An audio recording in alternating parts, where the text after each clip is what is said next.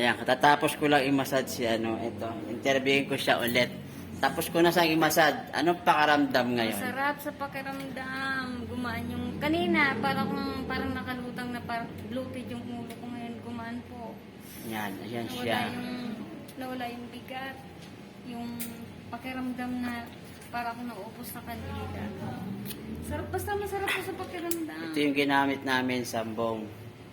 Kaya ako tinuturo din sa kanila, bukod sa nakatipid na, para alam nilang gamitin. Hindi naman sa lahat ng oras, o Johnny, punta ka rito, massage. Pabor sa akin yun, pero hindi kaya ng schedule ko. Kaya tinuturo ko sa kanila ito, kahit, ayun yung asawa niya, oh. Pinapanood ko siya habang minamassage yung asawa. Kasi para alam ng asawa niya gamitin. Tama?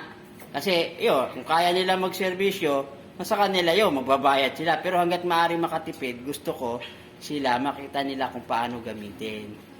Ayan, narinig niya, masarap daw sa pakiramdam. Masarap po talaga sa pakiramdam. Marami na ako pala nag-massage sa kanya, at hindi ko alam kung ano yung mga gamit.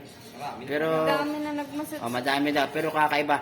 Bali, ang problema ho talaga niya, batay sa kwento ko, nakilala ko sa Facebook, hinanap niya ang solusyon, nakita niya ang sambong.